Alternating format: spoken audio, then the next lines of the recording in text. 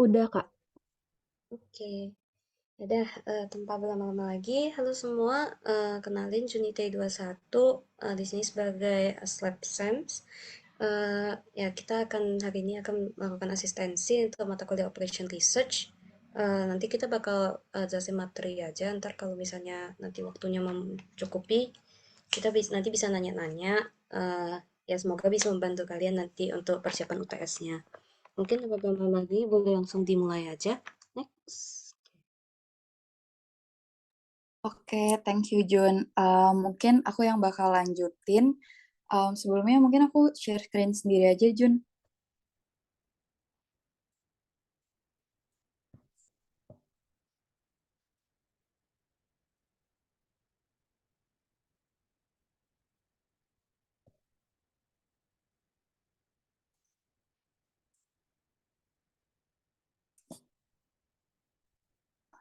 Udah kelihatan belum ya teman-teman? Udah, Kak. Oke, oke. Mungkin sebelum kita masuk ke soal-soal dan materi lebih lanjut, aku mau ngasih sedikit background aja sih. Kebetulan background ini nggak ada di materinya karena kebetulan backgroundnya nggak ada di materinya, jadi langsung dari catatan aku aja ya. Nah, intinya kalian semua pasti udah tahu kan soal network. Basically itu tuh sebuah arrangement dari path yang connected at various points through which one or more items move from one point to another. Jadi intinya untuk network sendiri itu punya dua komponen. Yang pertama itu ada nodes atau titik-titiknya, dan yang kedua itu ada line atau path yang ngehubungin dari satu titik ke titik lain.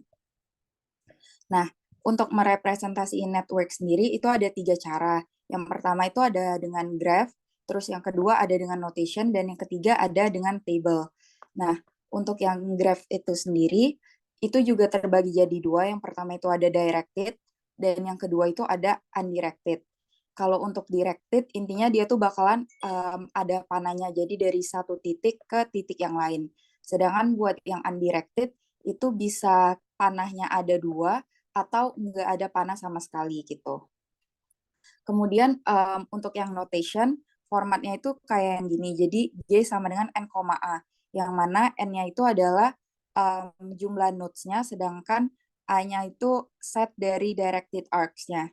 Jadi misalnya ini G 5,8, berarti bakalan ada 5 nodes dan bakalan ada 8 arcs atau 8 path-nya gitu.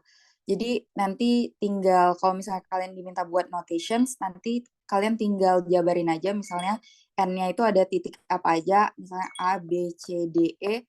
Terus untuk yang A tuh lebih ke path-nya gitu. Jadi misal dari A ke B, terus A ke C, A ke D, dan seterusnya gitu. Dan yang ketiga itu ada from to table. Jadi kalau untuk from to table tinggal kalian bikin aja dari notes-notes yang ada di sini. Jadi misalnya A, B, C, D, E, terus juga di sini diketemuin dengan A, B, C, D, E. Nah, untuk A ke A pasti nggak ada, dan B ke B juga nggak ada, C ke C nggak ada, dan seterusnya. Palingnya nanti yang ada misalnya kayak di sini dari A ke B ada 5, berarti ya udah kalian tulis aja from A to B itu ada 5. Terus juga misalnya from A to C itu ada 3, dan seterusnya. Oke, kalau gitu mungkin kita langsung masuk aja ke materi yang pertama, yang mana itu adalah minimum spanning trees. Jadi seperti yang kalian tahu, ini sedikit background aja. Jadi intinya kalau tree itu kan dia dia itu lebih ke never cyclic sih. Yang mau ditekenin dari bentuk pohon adalah dia tuh nggak akan punya siklus yang berputar. Jadi kalau misalnya kalian lihat di sini, dia bakalan asiklik. Maksudnya gimana, Kak? Maksudnya tuh misalnya kalian punya A, B, C. Jadi dia tuh A ke B, misalnya B ke C, tapi nggak akan balik lagi ke C ke A gitu. Intinya nggak akan muter aja siklusnya. Terus vertices vertisesnya ada berapa, itu bakalan jadi V minus 1. Jadi misalnya ada A, B, C, itu kan ada 3. Berarti dia palingan untuk garis-garis yang menghubunginnya itu bakalan cuma ada 2. Jadi misalnya A ke B, terus B ke C. atau A ke C terus A ke B gitu. Jadi pokoknya dia nggak boleh 3, kenapa? Karena kalau 3 dia bakalan jadi siklik kan gitu. Nah, terus untuk total cost-nya harus minimum seperti namanya minimum spanning tree dan dia nggak harus unik. Oke, mungkin itu aja untuk sedikit background. Boleh lanjut ke bagian soal, boleh tolong di-share screen lagi nggak, Jun? Oke, Ya, slide ini, Kofi. Aman. iya betul. Oke, jadi di sini kita ada soalnya yang mana kita udah dikasih nih satu network consists of 7 nodes, dan di sini kita diminta untuk cari yang paling minimize gitu, pakai dengan Prim's algorithm. Gimana caranya? Jadi untuk Prim's algorithm sendiri boleh di next.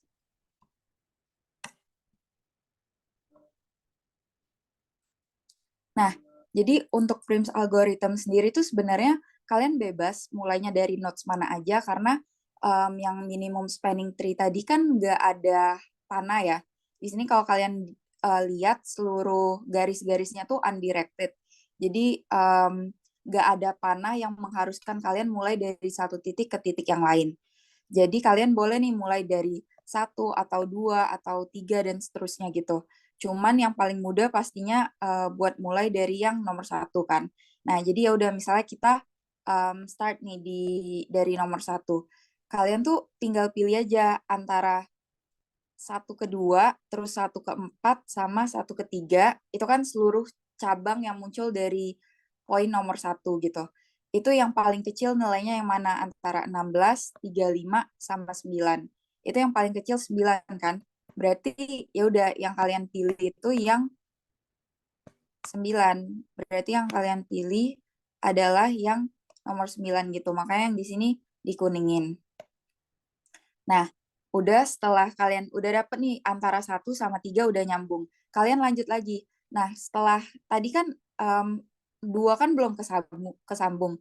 Berarti sekarang optionnya itu ada 1, 2, terus 1, 4 juga tetap ada.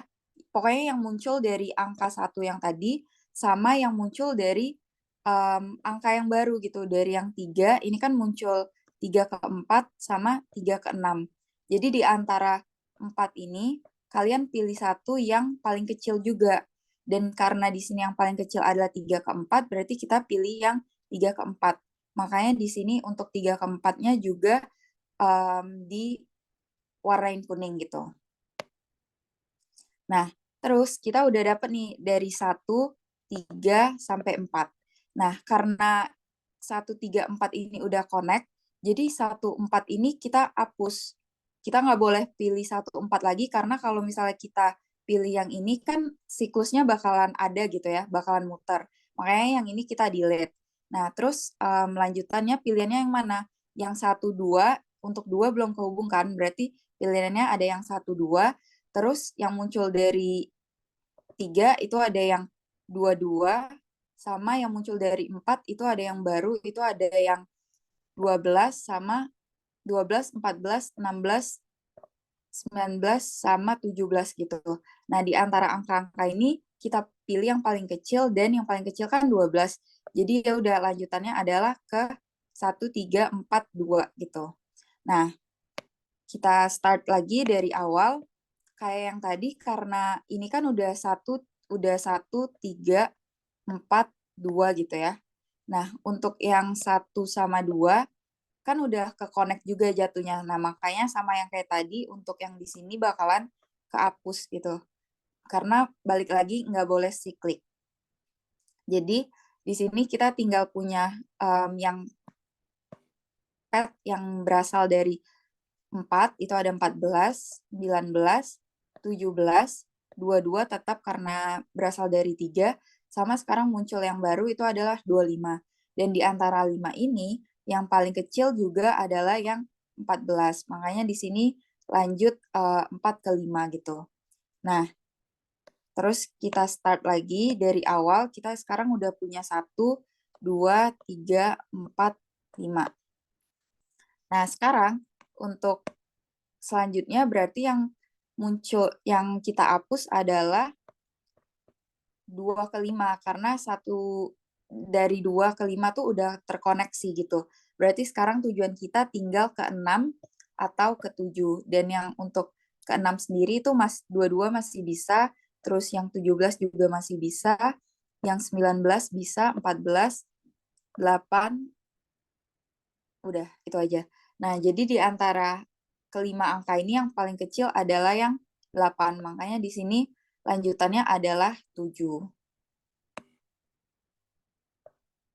Jadi lanjutannya di sini bakalan 7. Oke. Terus yang terakhir itu tinggal ke 6 doang kan. Dan yang ke 6 tuh pilihannya adalah antara yang 17, 22, sama 14. Dan yang paling kecil adalah 14. Makanya ujungnya kita dapat yang garis yang ini gitu. Nah, terus kalian tinggal formasiin aja dalam bentuknya yang mana itu A-nya itu tuh path yang terkoneksi yang garis-garis kuning. Jadi ada 13, terus 34, 24, 45, 57, dan 67. Terus ini juga nggak masalah kalau misalnya kalian nulisnya kebalik, jadi kayak 1331 itu sama aja karena again dia panah-panahnya tuh undirected gitu. Terus untuk Z-nya kalian tinggal jumlahin aja dari masing-masing notes ini. Jadi misalnya 13 itu nilainya 9, terus 34 nilainya 15, dan seterusnya sampai dapat hasilnya. Gitu. Ini buat minimum spanning tree. Mungkin boleh di next. Oke. Selanjutnya kita masuk ke materi kedua, itu ada shortest root problem. Jadi untuk shortest root problem, basicnya tuh sama persis sebenarnya dengan yang minimum spanning tree tadi, tapi di sini kalau kalian perhatiin, kita bakalan punya panah-panah baru gitu. Jadi kalau misalnya untuk minimum spanning tree tadi kita bebas, mulai dari mana aja, dan juga kayak kalau kebalik-balik juga nggak masalah, tapi kalau untuk yang shortest root path, kita harus mulai dari panah yang paling awal, yang mana di sini itu 1 kan. Nah, terus caranya gimana? Boleh next? Oke. Nah, jadi di sini udah jelas kita harus start dari node yang pertama, dan karena dia sama aja kayak minimum spanning tree, sebenarnya lebih enaknya kalau kita bagi-bagi jadi stages-nya dulu. Jadi kalau kalian lihat di sini, ini kita bagi jadi 4 gitu kan, stage 1, stage 2, stage 3, dan stage 4. Nah, untuk stage 1 pastinya kita bakalan mulai dari node yang pertama karena nggak ada lagi gitu pilihannya selain note yang itu gitu. Terus sekarang misalnya dari stage 1 ke stage yang kedua. Nah, untuk yang stage kedua ini ada yang 1 ke 2, terus ada 1 ke 3, dan ada 1 ke 4. Untuk yang 1 ke 2, ini kan udah kelihatan ya, maksudnya cuman satu panah doang yang bersumber dari nomor 1 gitu. Jadi untuk 1 ke 2 udah jelas bahwa angkanya bakalan 5. Dan begitu juga untuk 1 ke 4 itu jelas bahwa angkanya 6. Nah, sedangkan untuk 1 ke 3, ini bisa ada beberapa alternatif. Yang mana itu bisa langsung 1, 3 langsung, yang 14 ini. Tapi bisa juga dari 1 ke 2, terus 2 ke 3 kan. Yang mana itu adalah perjumlahan dari 5 tambah 6 sama dengan 11 gitu. Dan bisa juga untuk ketiga ini dari 1 ke 4, terus 4 ke 3, yang mana perjumlahan dari 6 tambah 7. Makanya di sini kita tulis bahwa untuk D13 itu yang kita pilih adalah yang paling minimum dari D12 tambah 6, jadi 6 tambah 5 gitu ya. 6 tambah 5 sama dengan 11. Terus yang kedua, option kedua itu yang langsung dari 13 ada 14 di sini. Sama yang ketiga itu ada di 114 yang mana itu 6 tambah 7. Jadi totalnya 13. Dan di antara 3 ini kan yang paling kecil itu yang 11. Berarti kita untuk D13 kita ambil rute yang ini, yang dikuningin. Nih, berarti yang rute 1, 2, ketiga gitu.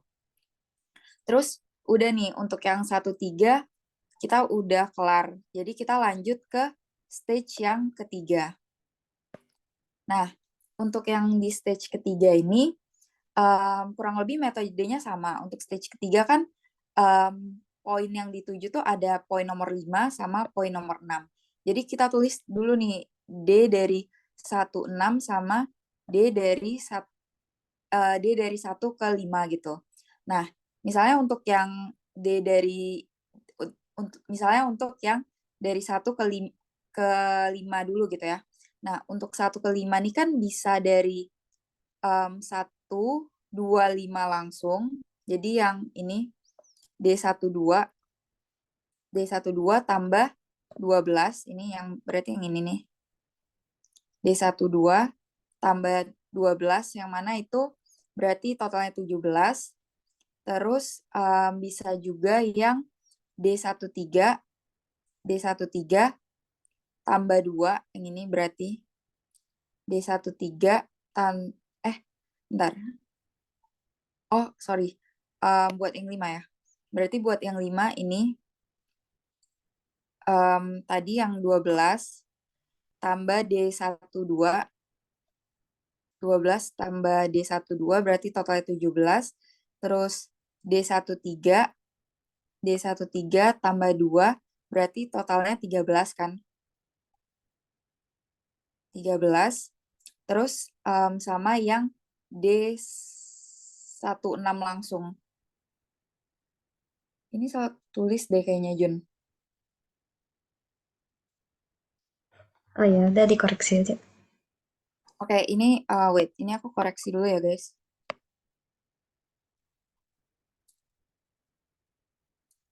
Oke, jadi nih, jadi misalnya untuk kita balik lagi ke D15 ya, kita ulang dari awal biar nggak bingung.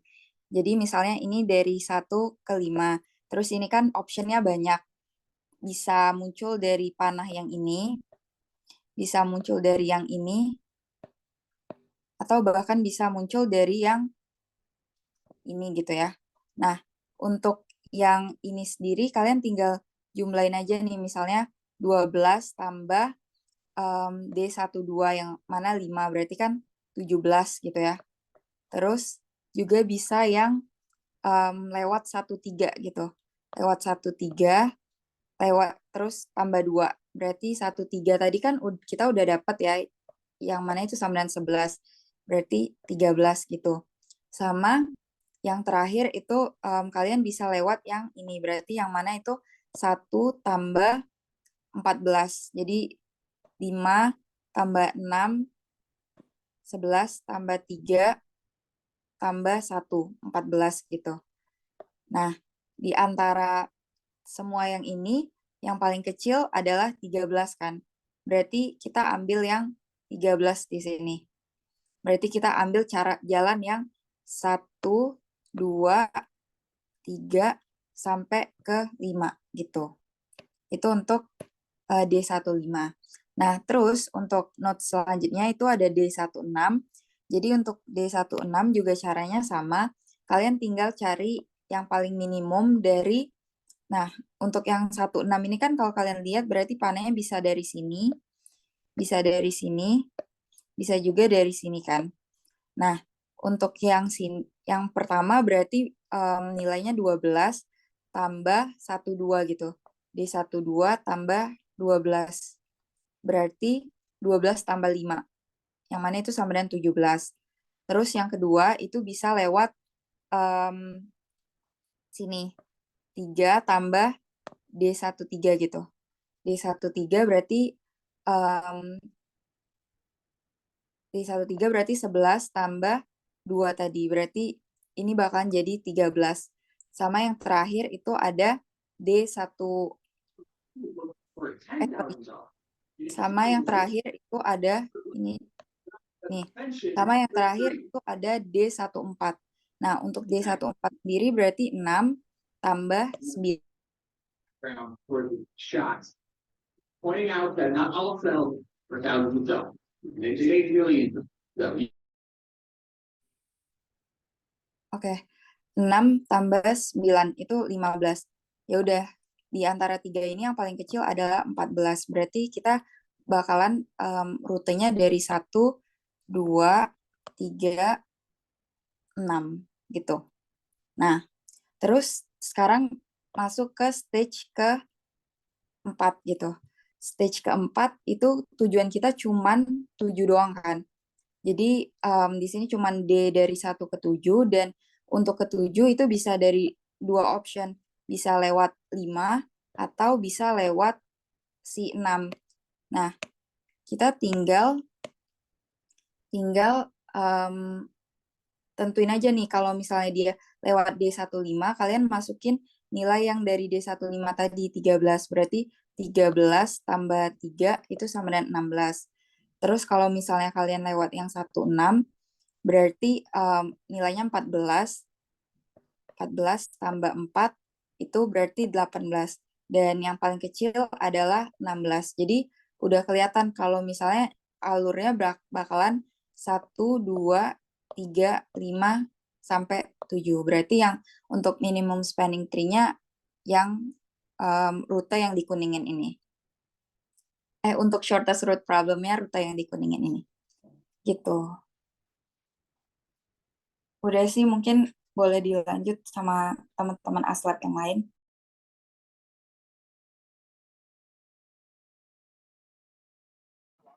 Oke, teman-teman, selanjutnya ada Dijkstra algorithm. Jadi sebenarnya kalau Dijkstra ini tuh kurang lebih sama dengan SRP, cuman dari metode pengerjaannya itu lebih tertata karena kita diharapkannya itu menggunakan tabel. Nah, ini untuk contoh soalnya, mungkin boleh langsung ke ini. Nah, jadi seperti yang dibilang, kalau untuk penyelesaian Dijkstra algorithm ini kalian akan menggunakan tabel seperti di kanan sini. Terus yang membedakan dari SRP itu sebenarnya kalau di Dijkstra ini kalian itu menjajal semua node-nya dari semua preceding node dan juga following node. Jadi kalau misalkan untuk soal yang ini pertama-tama kita buat tabelnya, lalu kita tentukan node permanennya. Untuk yang pertama udah pasti node 1, di mana untuk following nodes-nya itu bisa dilihat dari arc-nya. Jadi di sini kita nge-list kira-kira untuk following node-nya itu ada apa saja. Dan dari node 1, pilihannya itu kan ada 2, ada ke node nomor 2 dan ke nomor 3. Di sini kita list distance-nya, dan sama kayak SRP, kita selalu aim untuk angka yang paling kecil.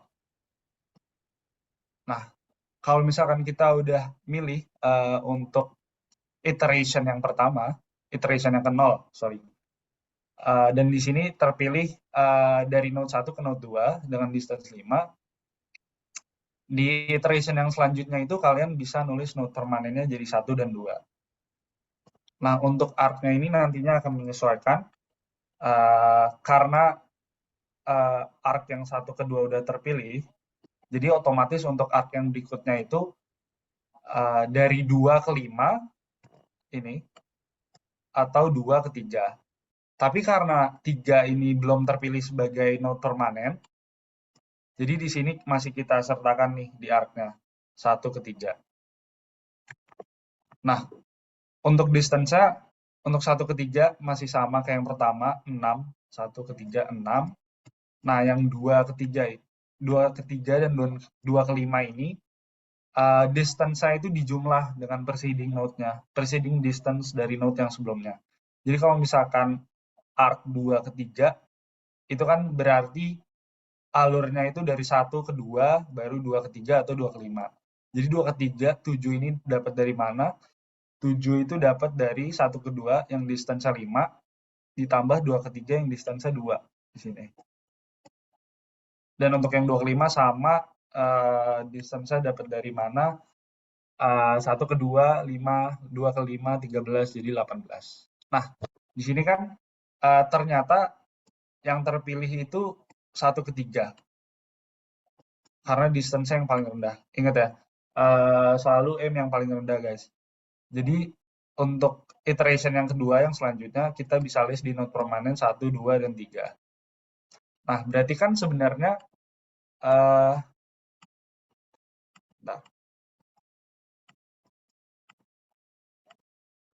untuk yang 2 ini kan udah terpilih ya, 1, 2, sama 1, 3. Nah, berarti kan anggap ini udah nggak ada lah. Berarti kan sebenarnya pilihannya tinggal ke sini, atau 3 ke 4. Nah, tapi kenapa di sini dari 2 ke 3 itu nggak di list? Karena kalau misalkan salah satu node-nya udah jadi permanen, arc yang lainnya itu udah nggak dianggap. Jadi di sini 3 itu kan preceding-nya 1. Ya, yang ini 1 ke 3. Nah, 2 ke 3 itu udah nggak lagi dianggap karena kita hitungnya itu 3 hanya bisa datang dari 1, kayak gitu. Jadi di sini yang bisa di list itu cuma 2 ke 5 sama 3 ke 4. Ini jadi diabaikan aja. Jadi sama kayak iteration sebelumnya, 2 ke 5 ini 18-nya dari mana? Seperti awal 1 ke 2, 5, 2 ke 5, 13, jadi ditambah 18. Nah, 3 ke 4 ini 14, itu dapat dari 1 ke 3 itu 6, ditambah 3 ke 4 itu 8, yang which is 14. Nah, di sini 14 angka yang lebih kecil, berarti node 4 bakal jadi node permanen untuk iteration selanjutnya di sini. Nah, dari 4 ini, kita berarti kan opsinya tinggal ke 4 ke 5, atau 4 ke 6, dan jangan lupa 2 ke 5 ini masih. Karena node 5 ini belum jadi permanen, jadi masih sah-sah aja untuk melewati arc 2 ke 5.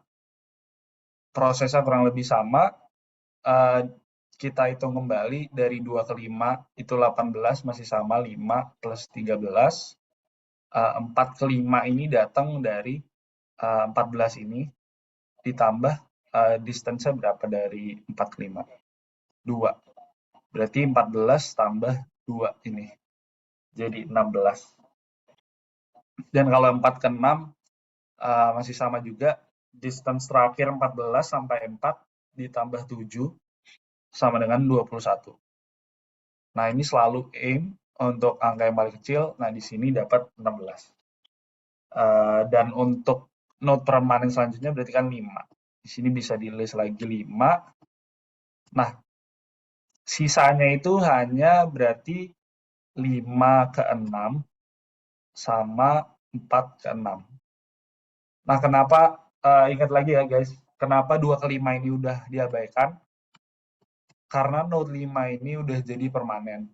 Jadi, kayak tadi yang dari 2 ke 3, kenapa itu nggak boleh? Karena node 3 di sini udah jadi permanen. Di sini juga sama, node 5 udah jadi permanen, jadi jalan ini tuh, arc yang ini udah diabaikan aja. Karena opsinya hanya bisa datang dari satu arc, preceding node, kayak gitu. Berarti kan sisa 5 ke 6 atau 4 ke 6. Terakhir 5 itu di 16, berarti tinggal ditambah aja 5 ke 6 itu 4, berarti kan 20. Terus 4 ke 6 itu 21. Masih sama ya, 6 tambah 8 tambah 7, 21. Nah, di sini kita dapat berarti angka yang paling kecil itu 20. Dan untuk optimal solution-nya itu would be 1, 3, 4, 5, 6 dengan 20 distance. Nah, sama mungkin tambahannya jangan ini sih guys, ini agak tricky karena mungkin emang di sini kita pilih 2. Di awal-awal emang 2 seem to be option yang mungkin distance-nya lebih pendek. Tapi dari keseluruhan itu ternyata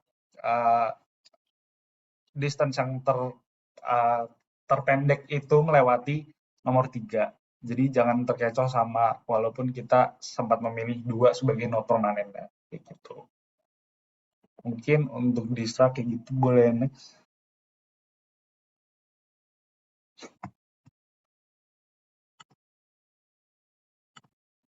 Nah, Kalau misalkan untuk max flow selanjutnya, mungkin ini agak berbeda dengan SRP dan Dijkstra.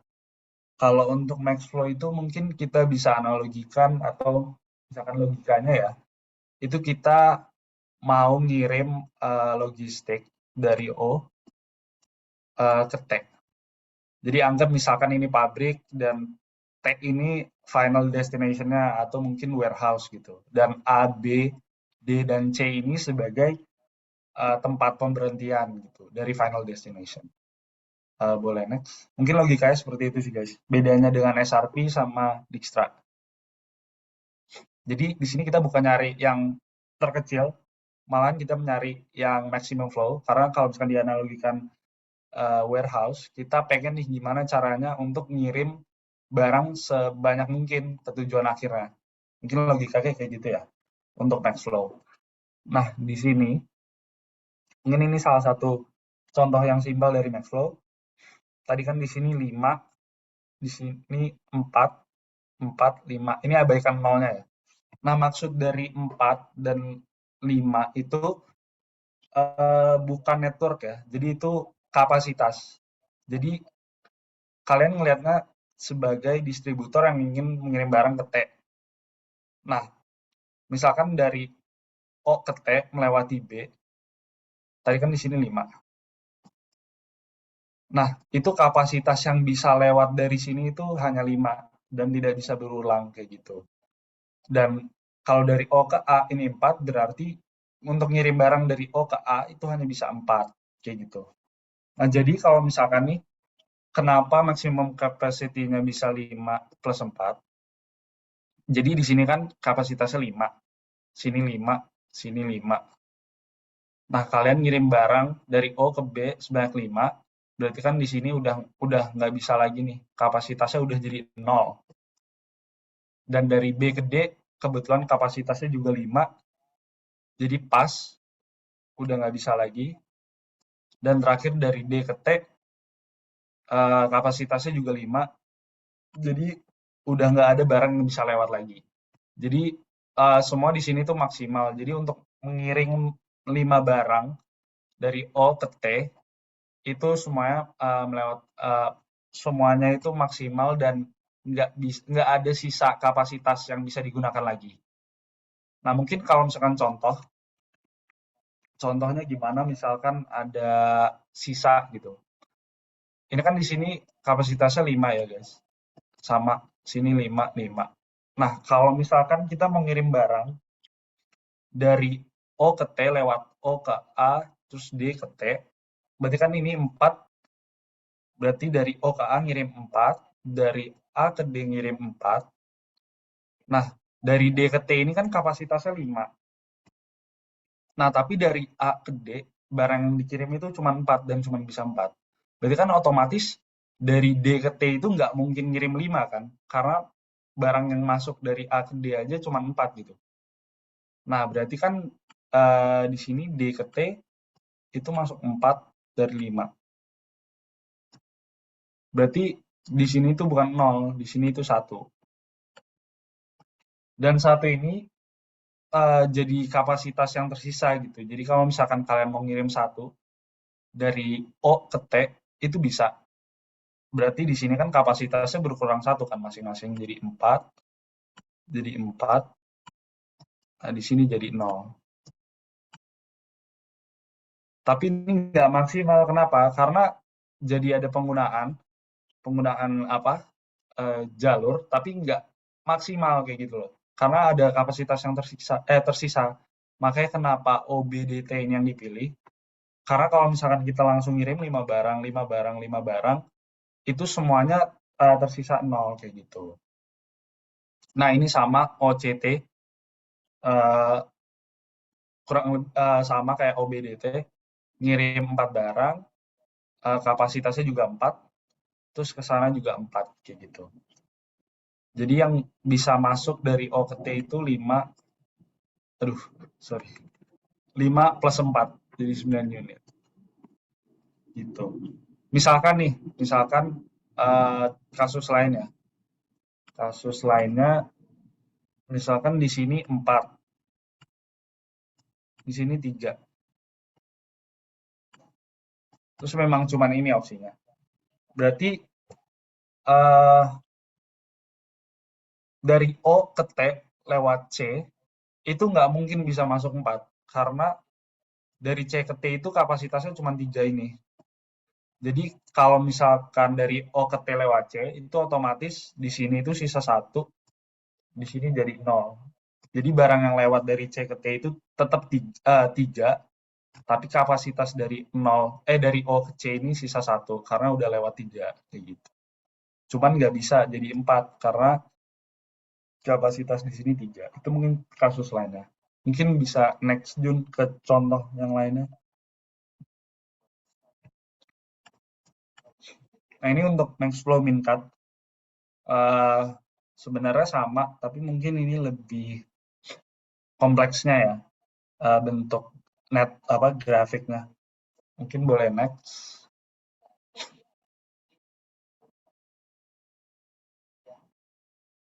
Halo?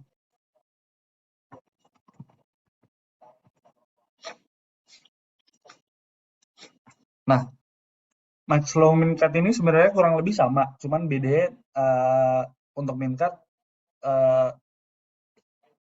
arc yang kira-kira kapasitasnya jadi 0 itu dipotong kayak gitu. Nah, tapi mungkin kita ngerjainnya dari max flow-nya dulu ya. Kalian di sini ngelihatnya angka yang paling kanan aja itu angka kapasitas yang pertama.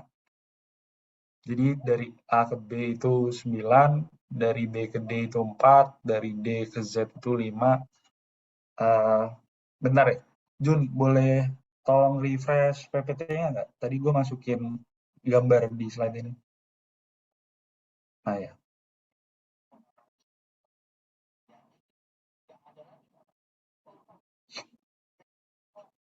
Nah, ini nih di sini nih.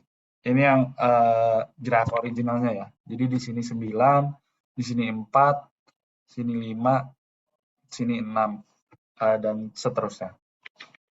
Jadi kurang lebih sama kayak max flow tadi. Cuman proses pengerjaannya mungkin lebih rumit karena emang dari grafik networknya sendiri yang lebih banyak node-nya sama arc-nya. Nah, jadi pertama kurang lebih sama kita tentuin path-nya. Kalau dari sini mungkin A, B, D, Z, berarti kan 9, 9, 4, 5. Nah, dari situ seperti yang gue bilang tadi, dari O, B, A, T itu nggak mungkin kita ngirim 9 karena di B ke A itu maksimal kapasitasnya 4. Gitu. Jadi otomatis yang bisa lewat itu dari O, B, A, T itu cuma 4. Nah, itulah kenapa di sini jadi 5. Karena kita assume kita ngirim barang nih dari A ke Z lewat A, B, D, Z sebanyak 4. Nah, di sini kan berarti kapasitasnya berkurang 4 dari 9, jadi 5. Karena yang 4 udah kepake kan buat ngirim. Nah, yang di sini makanya kenapa jadi 1. Kayak gitu. Nah, selanjutnya untuk path yang lain, itu ada A, B, E, Z. Nah, A, B, E, Z ini kan berarti kita ngeliatnya yang ini nih, sisa kapasitasnya. Karena kita udah ngirim barang lewat A, B, D, Z kan. Berarti di sini sisa 5. Di sini masih 4 karena belum lewat situ. Di sini masih 6. Nah, berarti kan 5, 4, 6. Berarti yang bisa kita kirim berapa? Berarti kan yang bisa kita kirim itu sama kayak tadi. Kapasitas yang memungkinkan itu 4. Karena percuma dong kita ngirim barang dari A ke B 5, tapi akhir-akhirnya dari B ke E itu cuma bisa 4 karena kapasitasnya 4. Jadi di situ kita ngirim 4 dari A, B, E, Z. Makanya ini kenapa jadi 1 karena 5 dikurang 4 dan ini 4 dikurang 4 jadi 0. Nah, dari sini yang tadi yang 6 karena ngirim 4 barang, let's say barang gitu. Jadi 2 kapasitasnya. Kayak gitu. Nah, berarti kan untuk sementara kita udah nggak bisa lewat sini ya. Udah nggak bisa lewat sini nih. 2 ini. B ke D sama B ke E itu udah nggak bisa. Karena kapasitasnya udah 0. Berarti kan sebenarnya menyisakan C ke Z atau CEZ gitu. Nah, selanjutnya kita pakai path ACEZ. ACEZ awalnya itu dari A ke C, kapasitasnya 8. Dari C ke D, kapasitasnya, sorry, ini harusnya Oke, dari A ke C itu kan 8, dari C ke E itu 5, dari D ke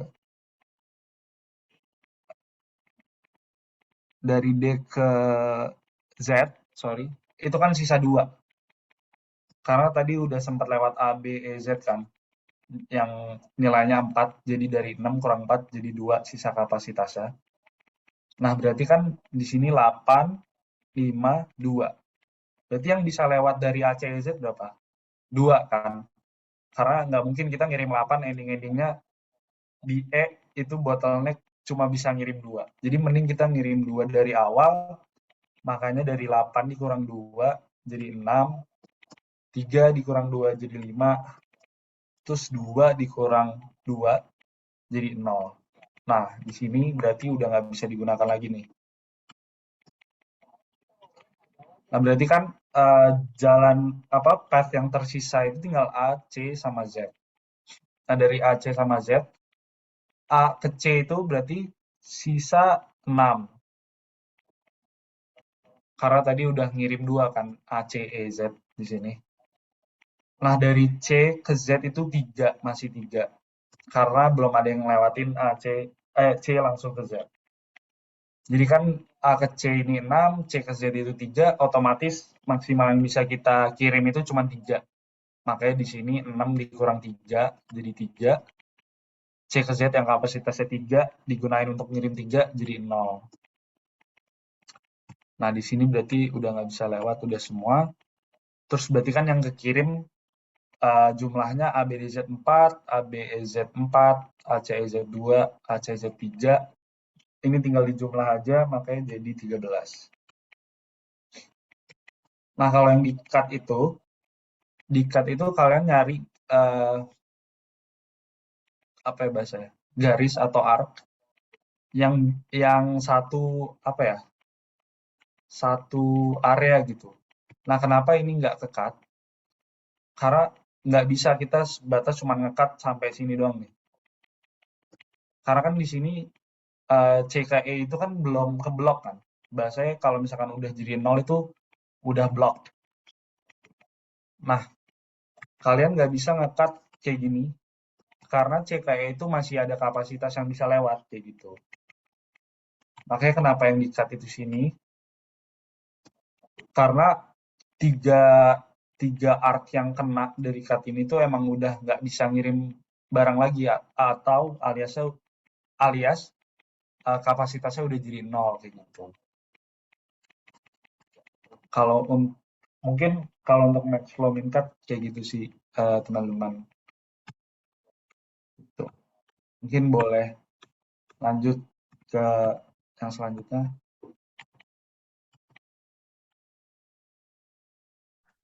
Halo, suara gue kedengaran nggak?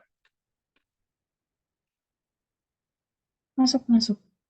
Oke, jadi buat selanjutnya tuh soal program dinamis. Jadi sebenarnya program dinamis tuh banyak banget tipe soalnya. Kayak yang tadi udah dijelasin sama SRP tadi, Vivi. Sebenarnya kan kalau misalnya SRP itu ada banyak banget cara ngerjainnya. Ini salah satu caranya pakai program dinamis. Atau nanti sebenarnya apa sih membedakan program dinamis yang lain? Setiap program dinamis itu dia pasti ada dipecah-pecah jadi masalah gede, dipecah-pecah jadi masalah kecil. Terus kita nyelesain masalah kecilnya dengan iterasi sampai akhirnya kita bisa nyelesain masalah gedenya. Nah, kalau misalnya si program dinamis ini ada beberapa problems kayak SRP tadi, baru allocation problems, produksi persediaan, supply demand, pemuatan barang atau knapsack, tenaga kerja, peralatan, dan banyak lagi. Dan itu rata-rata dipelajarinnya di kelasnya Pak Amar sih, jadi no worries buat kelas yang lain. Nah, ini salah satu soalnya yang di present Ini program dinamis buat SRP atau cari suatu short problem. Di sini permasalahannya ada graf, di mana grafnya itu ada satu node. Karena grafnya terdiri dari node 1 sampai 10. Terus ada beberapa arcs yang ngehubungin graf itu. Itu pertanyaan gimana cara cari rute terpendeknya tapi coba pakai program dinamis. Nah, jadi di sini ada dua nih, ada dua apa sih namanya cara atau approach untuk mengerjakan program dinamis. You can do forward pass atau ke depan dari awal ke depan atau backward pass dari akhir ke belakang. Nah, buat yang bakal jelasin ini pakai forward pass. Next. Nah, di sini kita pertama pecah-pecah dulu jadi stages, which is karena kita pakai forward pass ataupun juga backward pass, penghitungan stagesnya itu sesuai dengan approach yang kalian pakai. Kalau misalnya di sini kita mulai dari forward pass, maka stage satunya itu dari kiri gitu. Di sini stage itu terdiri dari apa aja sih? Nah, karena kalau program dinamis itu sangat spesifik, sebenarnya dia soal-soal program dinamis itu bisa kelihatan banget dari bentuk grafiknya. Jadi kalau misalnya dia ada kayak kelihatan nodes-nodes yang dia kayak making line gitu, bikin garis dan jadi kayak per kolom gitu, itu udah fix banget pasti stages dan dia pakai program dinamis gitu. Nah, jadi di sini dia bisa annotate nggak? Annotate. Jadi udah kelihatan kan ini dibikin garis-garis gitu dan setiap garis itu merepresentasikan stages dan di dalam stages itu ada nodes-nodes yang berada di dalam stages itu. So you would represent the nodes that included in these stages gitu. Nah, buat ngitung masing-masing ke depannya itu gimana? Tadi kan gue sempat mention nih, kalau misalnya program dinamis itu sebenarnya nyelesain program-program yang gede dijadiin permasalahan yang lebih kecil gitu. Nah, setelah udah dipecah jadi stages, itu sebenarnya salah satu cara buat mecah masalah gedenya menjadi masalah yang lebih kecil gitu. Boleh di next. Nah, jadi di sini ada beberapa terms-terms yang baru, so bear with me. Kalau misalnya ada yang mau ditanyain, boleh langsung hit up di DM. So karena kita pakai forward pass, maka kita mulai dari stage 1 dulu. Nah, di sini stage satunya paling kiri, di mana kalau misalnya kita setiap kali mau mengerjakan program dinamis, kita tuh pasti harus bikin tabel dulu. Sebenarnya tabel ini just one way to visualize, lebih gampang aja sih buat ngerjain soalnya. Nah, anyway, buat iterasi 1 ya, atau iterasi 0, terserah mau yang gimana, tapi ini iterasi pertama pokoknya.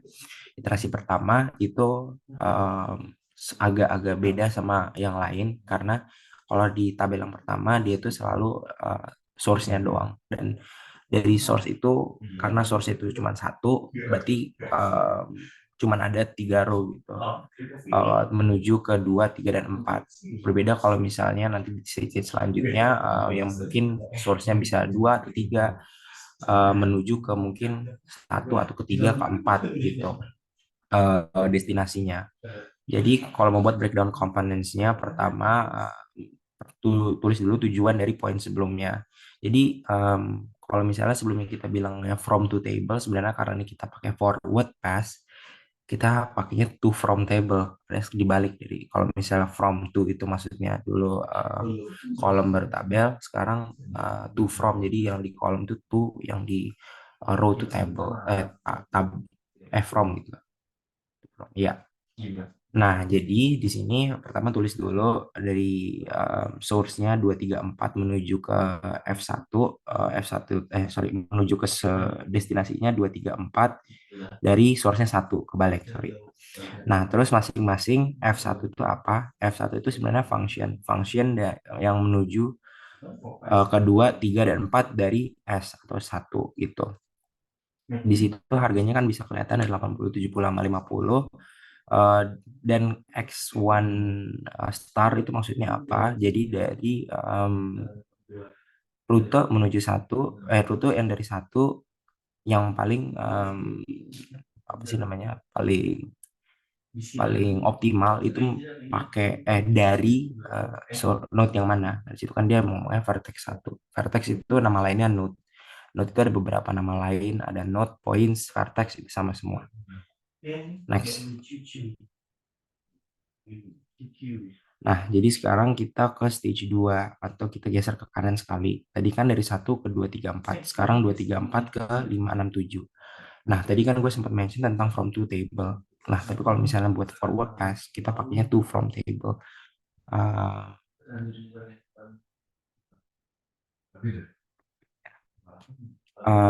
Ini kan S itu from ya. Ini kan X2 itu stage 2 itu dari from ya. Sorry, kebalik to ya. Jadi S-nya itu dari 2, 3, 4 ke 5, 6, 7. Jadi that are the possibilities for the source and destination itself.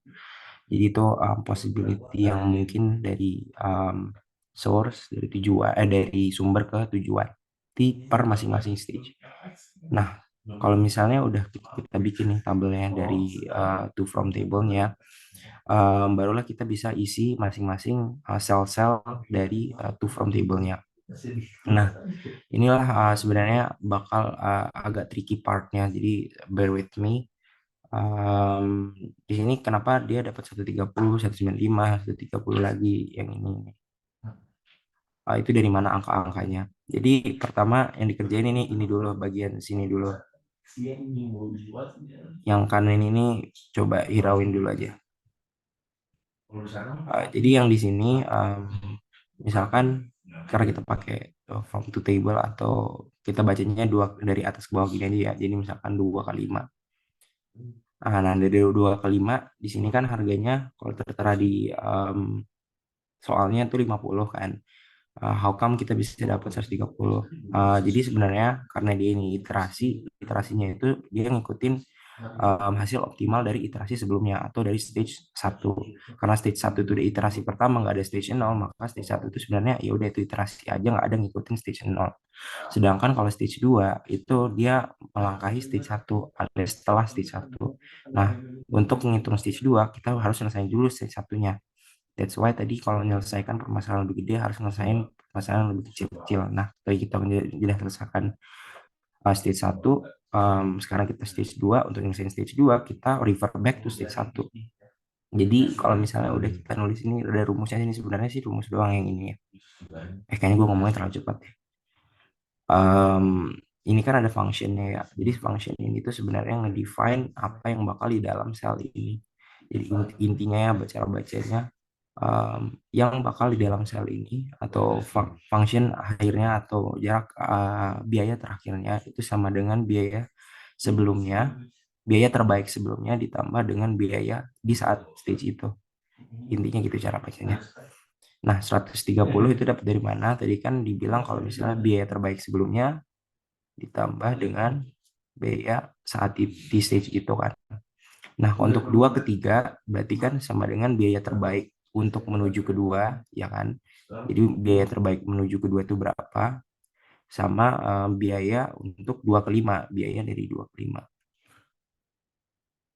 Nah, sekarang untuk mencari tahu biaya terbaik menuju 2, itu gimana? Kita refer back to the previous stage. Di sini kan udah pernah kita hitung sebelumnya. Biaya terbaik untuk menuju kedua itu sama dengan 80. Dan dia dari vertex 1 alias dari node 1. Kita bisa freely nulis, oh berarti di 80. Biaya terbaik menuju 2. Nah, sekarang biaya kedua, dari 2 ke 5 itu berapa? Tadi kita udah lihat dari stage kedua itu harganya 50. Maka kita bisa tulis ini 50. Nah, itulah gimana cara dapatnya 130. 80 tambah 50. Nah, kurang lebih itu sama semua untuk yang bakal ada di dalam sel ini. Jadi 195, 130, 155, 90, dan seterusnya. Tapi kita coba random sampling dua kali lagi ya untuk membuktikan ini sebenarnya benar nggak sih yang gue ajarin gitu. Nah, ini 170 nih misalkan dari 3 ke 6.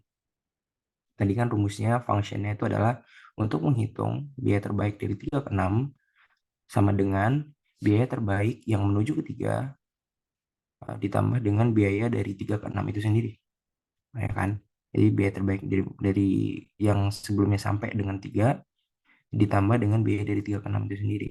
Nah, biaya yang terbaik menuju ke 3 itu kita bisa refer back to the previous stage. Harganya 70. Maka kita bisa tulis sini 70. Nih 70 di sini. Dan dia melayani vertex 1 atau node 1 70. Berarti 70. Dan 3 ke 6 itu harganya 100. Ah, benar ya. Berarti dia 170. Random sampling satu lagi, misalkan 210 nih dari 2 ke 7. Berarti kan kita lihat sininya dari 2 ke 7 itu biaya terbaik dari yang menuju 2 itu sama dengan 80. Sekarang biaya dari 2 ke 7 itu 130. 130 tambah 80 210. Oke, berarti benar ya. Oke. Nggak ada yang mau nanya dulu nggak buat ini? Atau ini nanya dulu atau stop dulu atau nanti di akhir aja? Ntar tanyanya di akhir aja kali ya. Oh, ya udah. Oke. Ditahan dulu ya. Next.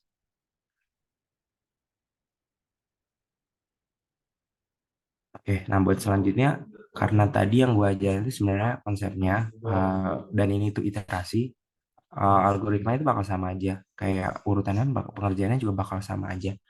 Eh, jadi makanya tadi sempat tadi mau nanya dulu, karena sebenarnya caranya gitu-gitu aja. Nah sekarang kan tadi udah ngerjain stage 2, dan sekarang ngerjain stage 3. Nah untuk stage 3, berarti kita bikin dulu to from table-nya dari to menuju kemana, menuju ke X3 ya kan, ada X3 itu ada 8 dan 9, dan from-nya itu ada 5, 6, 7, 5, 6, 7 gitu.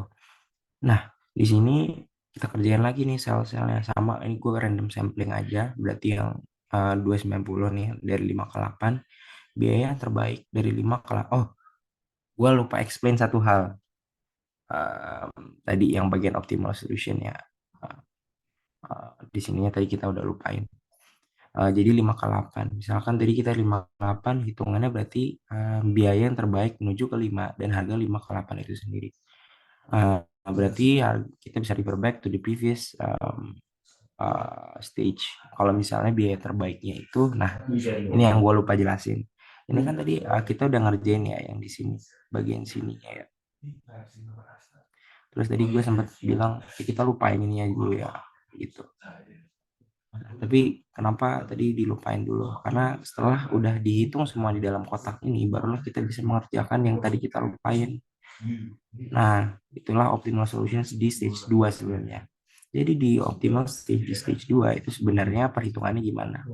Nah, ini kan intinya ya, untuk menuju ke 5 itu bisa melalui 2, bisa melalui 3, atau bisa melalui 4. Benar nggak? Ya kan? Jadi untuk menuju ke 5, ingat lagi, untuk menuju ke 5 itu bisa dari 2, 3, dan 4. Pertanyaannya ini kan dia program dinamis untuk SRP, which is the shortest path, atau cari bobot terpendek. Jadi kita cari dari antara 3 ini, mana sih yang paling kecil gitu. Jawabannya 130, dan itu ada melalui 2 atau melalui 4 source-nya. That's why 130, 2, dan 4. Sama nih, untuk menuju ke 6 bisa melalui 2, 3, atau 4.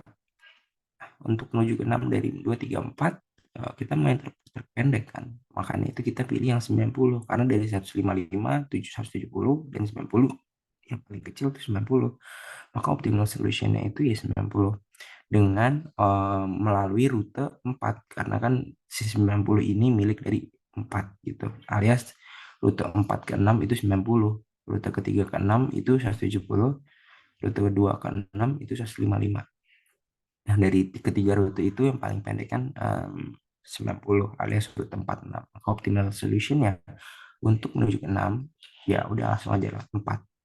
Ini bakal jadi handy when kita kalau misalnya kerjain stage selanjutnya. Nah, tadi kan kita udah bukti ini 290 nih. Kalau 290 itu 5 ke 8. 5 ke 8 itu berarti base dari kelimanya itu berapa? Kita bisa lihat aja langsung dari row ini. Jadi row ini itu berapa? Ini kan optimal solusinya 30. Berarti sebenarnya rute terbaik menuju ke node 5 itu 130 melalui 2 atau 4. Nah, sekarang kan ini next stage dia menghitung dari 5 ke 8. Nah, kalau kita udah tahu biaya terbaik menuju 5, berarti itu jadi bekal kita untuk ngitung ke 5 ke 8, which is kita tinggal langsung lihat aja di sininya. Di grafnya harganya itu 160. Nah, jadi 160 di sini. Jadi ini 130 kita dapat dari stage sebelumnya, kita udah ngitung bahwa biaya terbaik menuju ke 5 dari ketiga opsi, dari 25, 35, 45, biaya terbaiknya itu ya 130 dengan rute 25 atau 45 gitu. Nah, 24 atau 45 itu harganya itu 130 dan bekal 130 itu kita pakai buat menghitung biaya 5 ke 8 karena kita tahu biaya terbaik menuju 5 itu pasti 330 dan rutenya 2 ke 5 atau 4 ke 5. Dan dari 5 kalau misalnya kita menghitung ke 8 tinggal kita tambahin dong biaya terbaik dari 5 dari 5 menuju 5 sampai dengan 5 ke 8 yang kita mau hitung. Karena biaya yang 5 ke 8 itu 160, berarti 130 tambah 160, 290. Nah, optimal solutionnya sama. Nih kita bandingin lagi nih 180, 260 sama 290. Yang paling pendek, yang paling kecil kan 180. Dan dia rutenya dari 6 gitu. Berarti 180 dan 6 sama di bawahnya 190, 240, 230, yang paling kecil 190 dengan rute dari 6 dari 5. Oke, sorry agak lama. Next.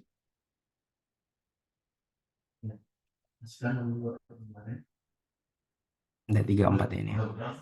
Ini sama lagi nih kurang lebih, tapi ini karena ini udah final, so di destination pas di stage 4 would be 1 karena udah final. Jadi kalau tadi di stage 1 itu source-nya cuma 1 karena dia originnya 1, sedangkan kalau di stage terakhir, yang di kasus ini stage 4 di stage terakhir, maka destination-nya itu cuma 1 atau X4-nya cuma 1. Sedangkan source-nya cuma 1, ada 2 nih, ada 8 dan 9. Untuk ngitung itu sama lagi kita bikin to from table dari to-nya itu 10, dari from 8 dan 9. Perhitungannya sama persis 355 untuk menghitung 35 untuk menghitung 8 ke 10 biaya terbaik menuju ke 8 ditambah biaya 8 ke 10 itu sendiri which is 175 sama untuk menghitung 9 ke 10 itu biaya terbaik menuju ke 9 ditambah dengan biaya 9 ke 10 itu sendiri which is 160. Dan itu kita bisa lihat dari sini.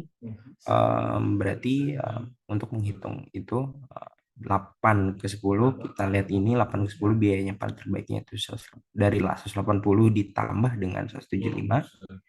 Terus untuk untuk 9 ke 10 itu kita bisa lihat 190 yang biaya terbaik dari 9 ditambah dengan biaya 90 itu sendiri.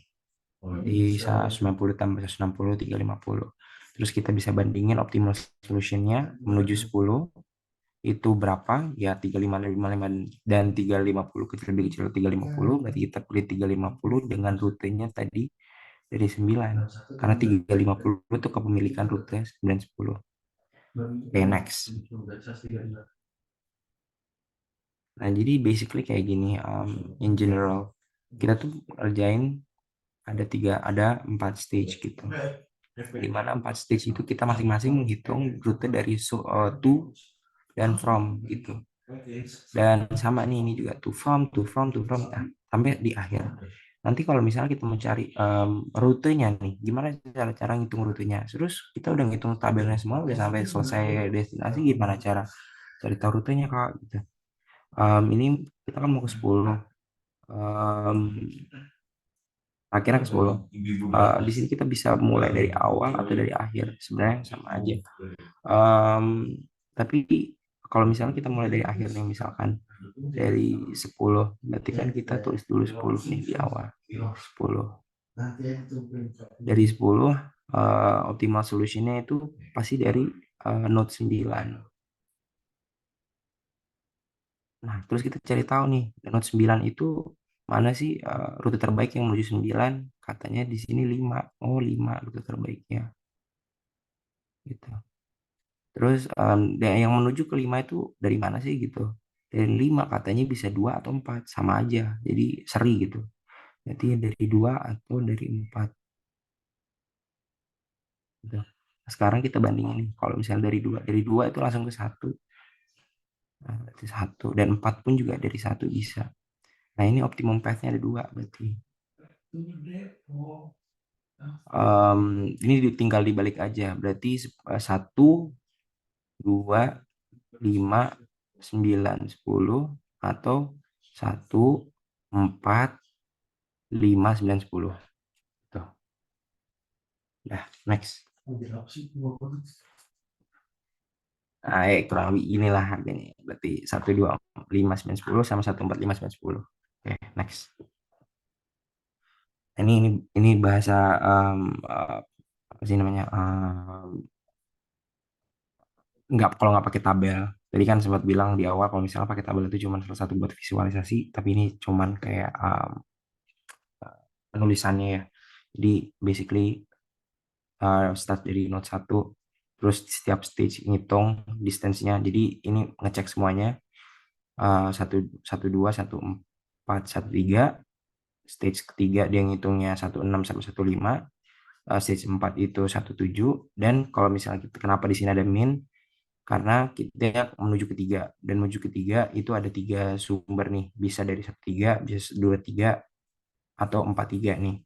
Nah, berarti kan intinya yang paling terbaik atau yang jalan paling optimal menuju ke 3 itu minimize dari 1, 3, 2, 3, atau 4, 3, which is ini semua. Nah, kurang lebih gitu, dan dibandingin ternyata yang paling kecil adalah 11 dengan rute 1, 2, 3. Nah, itu sama juga buat ini. Jadi ini beda soal, tapi kurang lebih ini cara lain buat mengerjakan program dinamis shortest route path.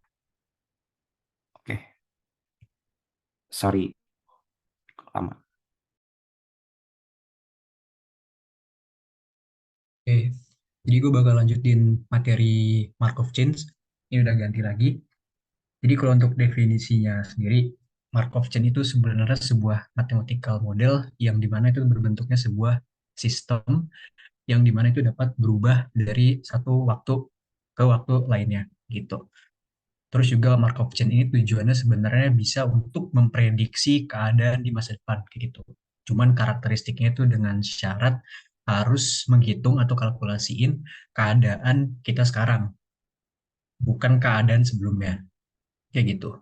Mungkin ini penjelasan definisinya agak kompleks, nanti bakal udah mulai make sense pas masuk contoh soal.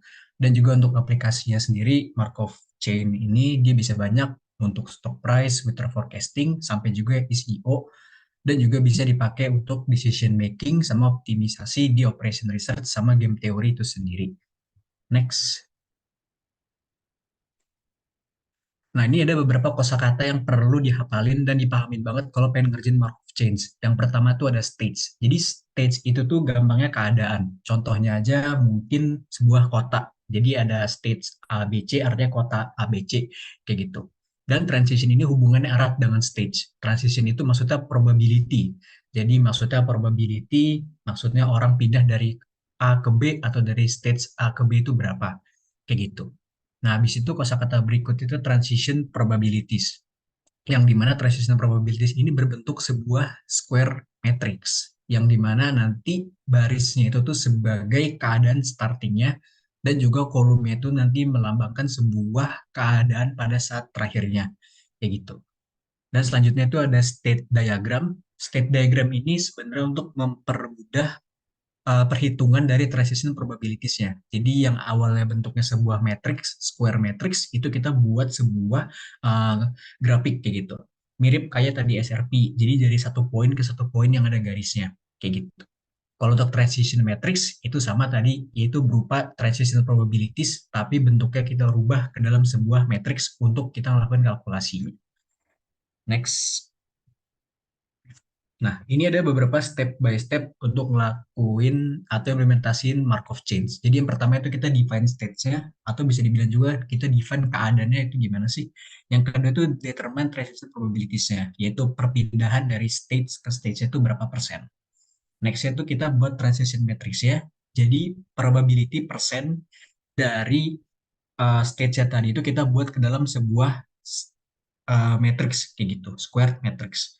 Dan selanjutnya itu kita perlu membuat sebuah properties dari Markov chains yang dimana ada homogeneity, reductibility, dan aperiodicity yang bakal nanti dijelasin habis slide ini. Yang kelima itu nanti baru kita bakal calculate Markov chain itu sendiri, matrixnya, dan baru kita analisa resultnya. Next. Nah, tadi kan ada 3 jenis klasifikasi Markov chains ya. Kalau homogeneity itu jadi kalau lihat dari sini, ini nggak ada contohnya, cuman kalau homogeneity itu dia gampang. Jadi contohnya itu jadi ada 3 titik, 1, 2, 3. Nah, 1, 2, ketiganya itu dia tuh berjalannya lurus gitu. Jadi 1 ke 2, 2 ke 3. Nah, dia tuh nggak bakal saling bolak-balik. Nggak bakal ada 3 ke 2, 2 ke 1, atau 1 ke 3. Itu nggak. Itu namanya homogeneity. Nah, kalau irreducible ini nih bisa lihat di gambar sebelah kiri. Jadi contohnya tuh dia kayak ada 2 grouping gitu kan yang warna biru. Terus juga setiap dari node-nya 1.1, 1.2 itu tuh mereka bisa saling bolak-balik. Jadi 2 ke 4 bisa juga 4 ke 2 kayak gitu. Nah, aperiodic itu balikannya dari irreducible. Jadi kalau misalnya 1 ke 2 itu kan dia nggak ada ya. Nah, 1 ke 3 itu ada 1, cuman 3 ke 1 tuh nggak bakal ada. Kayak gitu. Contohnya juga lagi ke 0 ke 0, itu dia 0 ke 2, 0 ke 1, tapi nggak ada 2 ke 0, nggak ada 1 ke 0. Kayak gitu. Jadi nggak ada hubungan timbal balik antara nodes-nya. Next. Nah, ini udah mulai masuk ke contoh soal. Nah, jadi di sini ada 3 toko di setiap city itu A, B, dan C. Nah, A, B, C ini itu tuh state-nya kayak gitu atau keadaannya gitu ya. Yang dimana ada 200, 120, 180 visitor setiap tahunnya. Yang dimana di toko A itu tuh probability-nya 80% buat revisit, dan kalau misalnya bakal pindah ke toko B, C itu ada 10%, dan kalau misalnya ke toko B itu tuh revisi itu 70%, dan kalau misalnya ke toko A dan C itu tuh 20% dan 10%. Dan kalau misalnya di toko C itu orang bakal revisi ke toko C lagi sekitar 60%, dan bakal pindah ke toko A ke toko B itu sekitar 10% dan 30% gitu.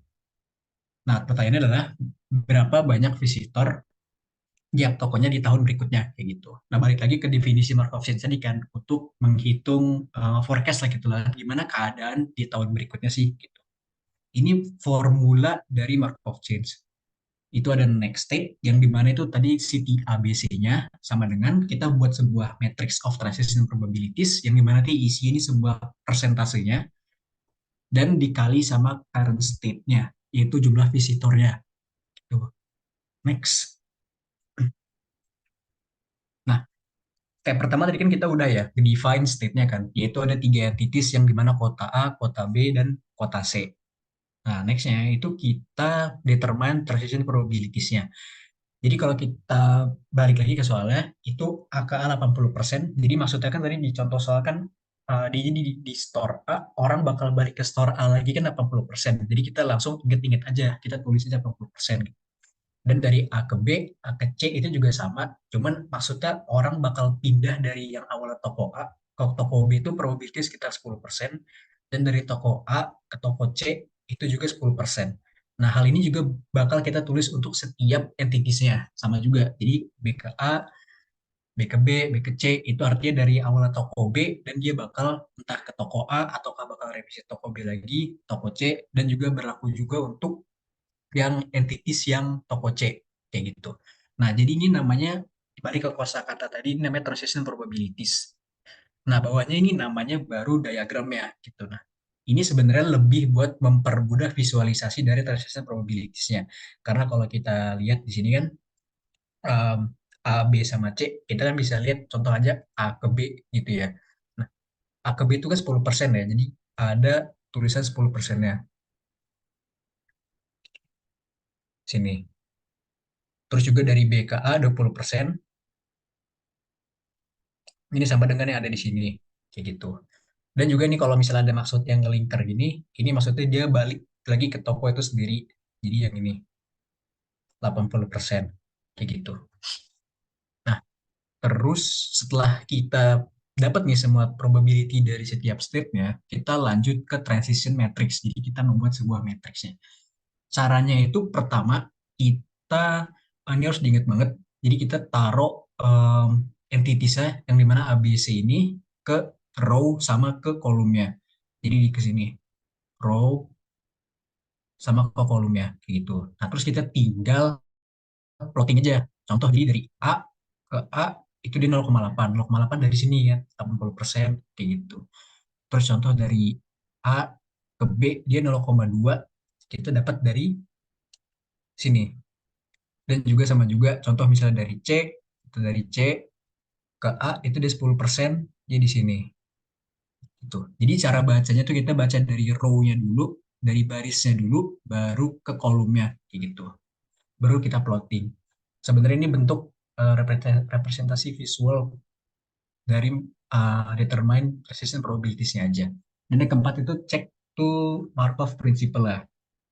Jadi buat ngecek apakah dia homogen, irreducibility, periodicity. Kalau ini contohnya berarti dia irreducibility karena kan dia ada saling um, ke dirinya sendiri dan juga antar nodes itu antar AB, antar BC, antar AC itu dia ada hubungan timbal balik kan.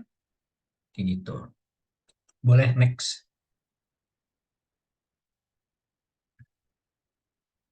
Nah, ini kita udah mulai masuk ke kalkulasinya. Jadi seperti yang kayak di rumusnya next state, kita tulis dengan A1, B1, C1. Jadi eh, satu itu tuh maksudnya tahun berikutnya gitu, 1 tahun berikutnya. Jadi A1 kayak gitu. Nah, habis itu kita masukin si matrix of resistance probabilities-nya dari yang sebelumnya ke sini. Ini kotak hitam ini. Terus juga nanti bakal dikaliin sama current state. Nah, yang ini ABC ini nih tadi jumlah visitornya untuk setiap toko per tahunnya gitu. Jadi 200, 180, 120, 180. Dan juga kita bakal kaliin dengan ini percentage of ABC 0,4, 0,24, 0,36. Nah, ini dapat dari mana? Jadi ini tuh dapat dari kan kalau misalnya kita 200 tambah 120 tambah 180 itu kan populasi total dari setiap state kan 500 gitu ya. Nah, kita tuh pengen tahu berapa persen 200 itu dari 500. Jadi 200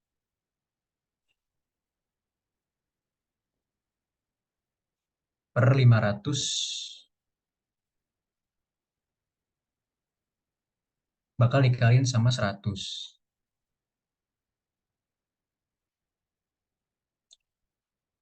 Gitu. Jadi kita bakal dapat dia 200 ini ternyata 0,4 atau 40%-nya dari si 500 populasi itu. Kita bakal lakuin ini juga sama ke si B sama C-nya. Yang mana kita dapat hasil ini 24% dan 36%. Nah, habis itu kita bakal langsung lanjut ke hasil akhirnya. Yaitu setelah kita dapat si ininya, dikaliin ya. Nah, kita pertama bakal kaliin dulu si antar matriks yang ini, transition of probabilities, sama dengan yang ada di sini, percentage of ABC. Gitu. Jadi 0,8 dikali 0,4, itu kita dapat dari ini 0,8 yang di sini, dikali sama 0,4 yang ada di sini. Tuh, sama juga 0,2 dikali 0,24 dari sini 0,2 dikali 0,24 gitu. Jadi ini perkalian matriks aja sih gitu. Setelah semuanya kita kaliin, hasilnya yang ini 0,404, 0,316, 0,280 yang dimana nanti setiap state bakal dikali sama 500 yang merupakan total population-nya. Jadi kita dapat hasil akhirnya untuk setiap toko di tahun berikutnya forecast itu sekitar segini. Kayak gitu. Boleh di next. Nah, ini ada soal berikutnya.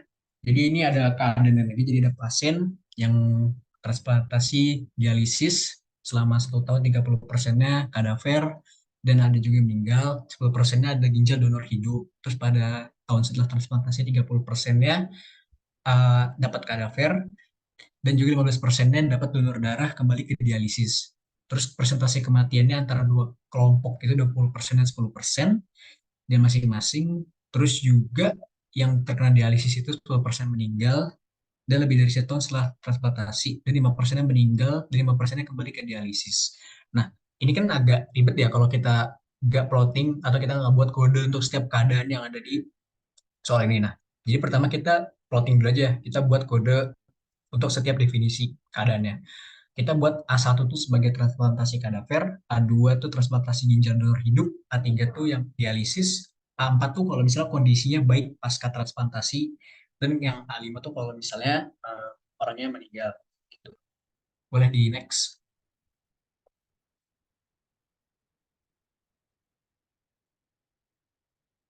Nah, ya, oke. Nah, ini udah diwarnain juga jadi biar lebih enak. Kita masuk aja ke A1 dulu. A1 tadi kan itu dia transplantasi kadaver ya. Nah, A1, A2 kenapa kita nggak tulis? Karena itu merupakan dirinya sendiri gitu. Jadi A1 kan A1, A2 itu karena dia nggak ada hubungannya dengan ginjal donor hidup. Kan A1, A2 itu kan dua tipe grup berbeda gitu. Jadi nggak ada hubungannya kayak gitu lah. Si transplantasi kadaver ini hubungannya ada A3, 4, A5, yaitu dengan dialisis, terus kondisi baik sama meninggal. Nah, 3, 0,3 itu kita dapat dari sini. 30% dari mereka menerima transplantasi kadaver. Kayak gitu. Terus juga untuk A5 itu dari sini, 0,2 dari 20% sini. Jadi kematiannya di antara kedua kelompok, yang pertama tuh kan kadaver ya, jadi 20% gitu. A4, kondisi baik pasca transplantasi dapat dari mana? Jadi itu dari sisanya aja. Jadi 0,3 ini ditambah sama 0,2 kan 0,5 ya. Nah, jadi biar jadi 100% itu kan berarti kurang 50%. Jadi 4-nya itu kondisi baiknya dia 50% gitu. Jadi kayak peluangnya 50-50 nih kayak gitu. Next-nya itu A2.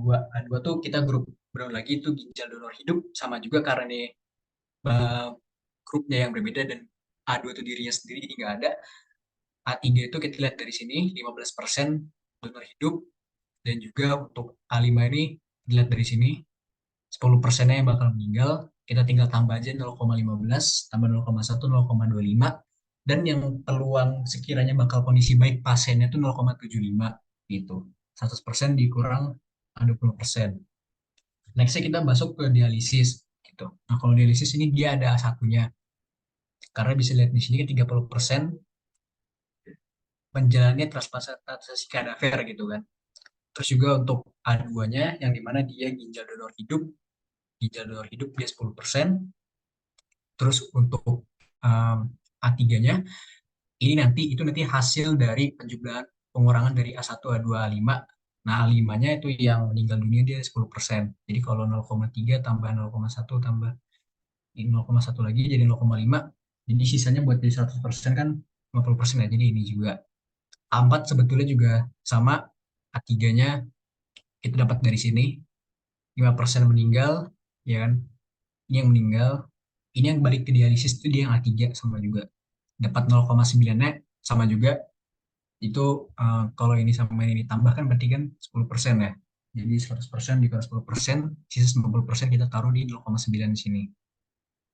A5 itu tinggal kondisi terakhir itu meninggal.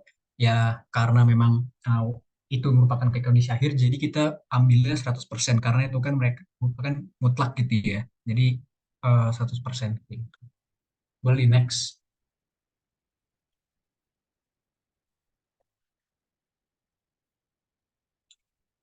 Nah, ini kita setelah menentukan transition probability, menentukan tiap dari analisisnya, kita buat transition probabilities-nya. Gitu. Jadi dari hasil yang tadi itu, A1, A2, A3, A4, sampai A5, itu kita buat ke matrix. Ingat, kita mulai dari si barisnya dulu, baru kita ke kolomnya, kayak gitu. Sama kayak contoh tadi yang soal kotak, kita tinggal plotting aja di A1, A1 itu ada berapa, A2 ke A1 berapa, kayak gitu. Setelah itu kita udah dapat hasilnya. Nah, karena di soalnya kita cuma diminta untuk buat Markov chain diagramnya, jadi kita cukup sampai buat sini aja. Cara buat ini sebetulnya juga sama kayak gitu. Kita tinggal taruh aja setiap entitiesnya A1 sampai A5 berbentuk kayak gini. Terus juga kita tinggal plotting aja. Terus dari A1 ke A1, dia kan bakal nggak ada gitu. Jadi kita nggak usah buat. Kalau contoh dari sini A1 ke A3 0,3 gitu kan. Terus kalau misalnya contoh lagi kan di berbanding terbalik ya, A3 ke A1, A3 di sini, ke A1 juga sama 0,3. Jadi kita buat kayak gini. Kalau yang muter gini, ini yang kalau misalnya ke dirinya sendiri, jadi A3 ke A3 kayak gini contohnya. Gitu. Boleh di next.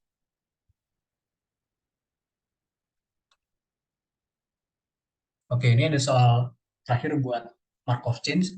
Jadi ini sebuah mobil polisi yang lagi patroli. Jadi ada 60% peluang alokasinya tuh bakal dibutuhkan bantuan sama polisinya dan responnya di saat itu juga. Atau kalau misalnya sisanya itu 40% berarti bakal continue patroli mereka. Terus kalau misalnya ada telepon, ada 10% chance buat di cancel, yang dimana kalau misalnya di cancel mereka bakal patroli lanjut dan 30% chance-nya itu bakal udah direspon sama mobil polisi lainnya kayak gitu. Terus kalau misalnya mobil polisinya nyampe ke TKP, ada 10% peluang bahwa si instigator-nya itu bakal balik ke patroli juga dan ada 40% peluang bakal terjadi penangkapan yang di saat itu juga kayak gitu. Dan juga kalau misal officersnya search di area-nya, itu ada 60% peluang itu bakal transporting suspeknya ke kantor polisi atau sisanya 40% itu bakal dirilis dan mobilnya polisi bakal balik patroli kayak kondisi normal. Sama juga kita bakal define stage-nya atau kondisinya biar lebih gampang. A1 tuh mobil polisi sedang patroli, A2 tuh mobil polisi yang ngerespon panggilan gitu ya, panggilan bantuan. A3 tuh mobil yang udah ada di call di TKP-nya yang membutuhkan bantuan. A4 tuh penangkapan yang terjadi, A5 tuh yang si suspeknya tuh balik ke office station, jadi bakal dipenjara gitu. Next. Nah, ini kita juga bakal buat transition probabilities-nya. Basically sebenarnya sama aja. Jadi kita bakal ngebuat kemungkinan apa aja sih yang bakal terjadi dari keadaan si polisi ini gitu. Contoh aja berarti A1 ke A1. A1 tadi kan mobil polisi patroli ya. Jadi maksudnya A1 ke A1 tuh mobilnya bakal tetap patroli yang dimana dia 0,40%. Kalau misalnya di contoh soal tadi kan dimana 60% kan bakal respon ke lokasi gitu ya. Atau kalau misalnya enggak, mereka bakal continue patrol. Jadi kita ngambil yang continue patrol itu 40% kayak gitu. Sama juga buat kondisi dari A2, buat A3, sampai juga ke posisi A3 ke A4 kayak gitu. Setelah kita buat precision probabilities-nya, kita buat matrix-nya kayak gitu. Caranya juga sama persis banget aja kayak sebelum-sebelumnya. Jadi tinggal kita ingat aja, kita mulai dari si barisan dulu, baru ke kolomnya. Jadi kayak contohnya kita ngambil dari sini ya. A2, A1, 0,1, kita klik dulu A2, berarti A1, berarti kita taruh sini. Contoh lagi mungkin 1 ke ini, A3, A4, kita baca dulu dari barisnya. A3, terus A4 tuh di mana? A4 tuh di sini 0,4, kita terus 0,4. Gitu. Boleh di next. Nah, terus juga ini buat diagram ya. Caranya sama persis juga kayak tadi. Ingat aja kita plotting dulu, taruh dulu semua nodes-nya. Habis itu kita bakal taruh aja garis dan juga angka nilai dari setiap uh, perjalanan atau probability dari antar nodes-nya. Gitu. Kalau untuk Markov chain, sekiranya segitu dulu aja. Boleh dilanjut. Oke, thank you. Gue izin lanjut buat yang materi decision tree. Jadi ini materi terakhir buat yang persiapan UTS Operation Research. Jadi materinya nggak gitu susah buat yang decision tree ataupun pohon keputusan. Jadi pohon keputusan tuh apa sih? Pohon keputusan itu eh, salah satu alat yang lumayan penting dalam riset operasi nih untuk membuat keputusan berdasarkan data. Jadi based on data. Jadi pohon keputusan ini ataupun decision tree itu ngebantu kita buat memetakan hasil yang mungkin terjadi, biaya dan juga konsekuensi dari sebuah keputusan yang cukup kompleks. Biasanya dipakai buat apa? Biasanya buat ngambil keputusan investasi ataupun keputusan-keputusan bisnis yang kompleks gitu. Semuanya dalam format visual. Nanti habis ini bakal kalian lihat sendiri format visualnya kayak gimana decision tree. Mungkin kalian juga udah belajar di kelas masing-masing. Terus juga ini ada simbol-simbolnya. Ya simbolnya kalian juga bisa lihat di sini yang bulat itu decision node ataupun noda keputusan bentuknya bulat itu mengindikasikan titik di mana kita harus membuat sebuah pilihan ataupun sebuah keputusan gitu. Terus yang kedua ada yang kotak atau chance node atau itu kayak noda keputusan, noda peluang sorry. Itu bentuknya persegi, itu nanti nunjukin hasil yang mungkin terjadi dan juga noda akhir bentuknya segitiga, itu nunjukin final outcome-nya gitu. Terus kapan sih kita pakai pohon keputusan when to use dan juga gimana cara ngitung EV expected value ataupun nilai harapan. Jadi pohon keputusan itu bermanfaat banget kalau nanti kalian itu pengen ngitung nilai harapan dari setiap hasil yang mungkin terjadi. Ngebantu kalian juga buat kuantifikasi biaya dan juga peluang dari keputusan eh, kita ataupun keputusan yang bisa diambil oleh orang di soal-soal nanti gitu.